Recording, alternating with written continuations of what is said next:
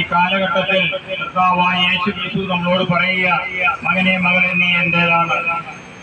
കർത്താവ് നമ്മളെ പഠിപ്പിച്ച ഒരു പ്രാർത്ഥനയുണ്ട്. സ്വർഗസ്നായ പിതാവേ, അങ്ങയുടെ നാമം പൂജിതമാകണമേ, അങ്ങയുടെ രാജ്യം വരണമേ, അങ്ങയുടെ തിരുമനസ്സ് സ്വർഗത്തിലെ പോലെ ഭൂമിയിലുമാകണമേ. അന്നു വേണ്ടി ആഹാരം ഇന്ന് ഞങ്ങൾക്ക് തരണമേ. ഞങ്ങളോട് തെറ്റ് ചെയ്യുന്നവരോട് ഞങ്ങൾ ക്ഷമിക്കുന്നത് പോലെ ഞങ്ങളുടെ തെറ്റുകൾ ഞങ്ങളോട് ക്ഷമിക്കണമേ. ഞങ്ങളെ പ്രലോഭനത്തിൽ ഉൾപ്പെടുത്തരുത്, എന്മേൽ ഞങ്ങളെ രക്ഷിച്ചുകൊള്ളണമേ. എന്തുകൊണ്ടെന്നാൽ രാജ്യവും ശക്തിയും മഹത്വവും എന്നേക്കും അങ്ങയുടേതാകുന്നു. എന്റെ വിശ്വാസ പ്രമാണം, സർവശക്തനായ പിതാവും ആകാശത്തിന്റെയും ഭൂമിയുടെയും സൃഷ്ടാവുമായ ദൈവത്തിൽ ഞങ്ങൾ വിശ്വസിക്കുന്നു. അവിടുത്തെ ഏകപുത്രനും നമ്മുടെ കർത്താവുമായ ഈശോ മിശിഹായിലും വിശ്വസിക്കുന്നു. ഈ പുത്രൻ പരിശുദ്ധാത്മാവിനാൽ ഗർഭസ്ഥനായി കന്യകാമറിയത്തിൽ നിന്ന് പിറന്ന പൊന്തിയോസ് പീലാത്തോസിന്റെ കാലത്ത് പീഡകൾ സഹിച്ച് കുരിശിൽ തറയ്ക്കപ്പെട്ട് മരിച്ച് അടക്കപ്പെട്ട് പാതാളമിറങ്ങി മരിച്ചയുടെ മൂന്നാം നാൾ എടുത്ത് സ്വർഗ്ഗത്തിലേക്ക് തള്ളി സർവശക്തിയുള്ള പിതാവായ ദൈവത്തിന്റെ വലതുഭാഗത്തിരിക്കുന്നു.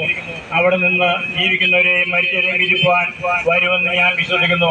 പരിശുദ്ധാത്മാവിൽ വിശ്വസിക്കുന്നു. വിശുദ്ധ കത്തോലിക്കാ സഭയിലും പുണ്യവാന്മാരുടെ ഐക്യത്തിലും പാവങ്ങളുടെ മോചനത്തിലും ശരീരത്തിന്റെ ഉയർപ്പിലും നിത്യമായ ജീവിതത്തിൽ വിശ്വസിക്കുന്നു. ആമേൻ. പ്രിയമുള്ളവരെ, കർത്താവിന്റെ ശക്തി പ്രകടന കാര്യങ്ങൾ എല്ലാം ജീവിതത്തിലാണ്. അതുപോലെ തന്നെ പറയുകയാണ്, യോഹന്നാന്റെ സുവിശേഷം 1-ാം അധ്യായത്തിൽ പറയുന്നു, ആദിയിൽ വചനമുണ്ടായിരുന്നു, വചനം ദൈവത്തോടു കൂടിയായിരുന്നു, വചനം ദൈവമായിരുന്നു, അവനിൽ കൂടാതെ ഒന്നും ഉണ്ടായിട്ടില്ല.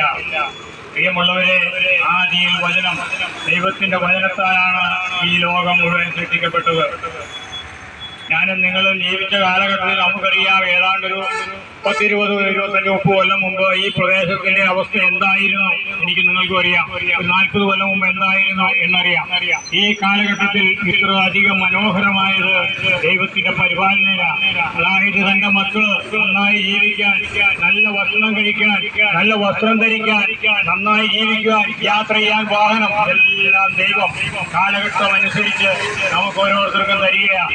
പ്രിയമുള്ളവരെ, ദൈവത്തിന്റെ ശ്വാസമാണ് നമ്മുടെ ജീവൻ. മനുഷ്യന് മാത്രമേ ആത്മാവുള്ളൂ, മറ്റ് യാതൊരു ജീവജാലങ്ങൾക്ക് ആത്മാവില്ല. ഈ ആത്മാവ്, അതായത് പറയുന്നു, ദൈവം കർത്താവ് പറയുക, ഈ ലോകം മുഴുവൻ നേടിയാലും നിന്റെ ആത്മാവ് നഷ്ടപ്പെട്ടാൽ നീ എന്തു കൊടുക്കും? ആത്മാവിന് പകരമായി നീ എന്തു കൊടുക്കും? നമ്മളിവിടെ ജീവിക്കുന്ന കാലഘട്ടത്തിൽ പ്രിയമുള്ളവരെ, നമ്മുടെ ഈ കാലഘട്ടത്തിലൊന്നുമല്ല നമ്മുടെ ജീവിതം. നമുക്കിവിടെ നിന്ന് വീണ്ടും ഒരു മരണശേഷം ഒരു ജീവിതമുണ്ട്.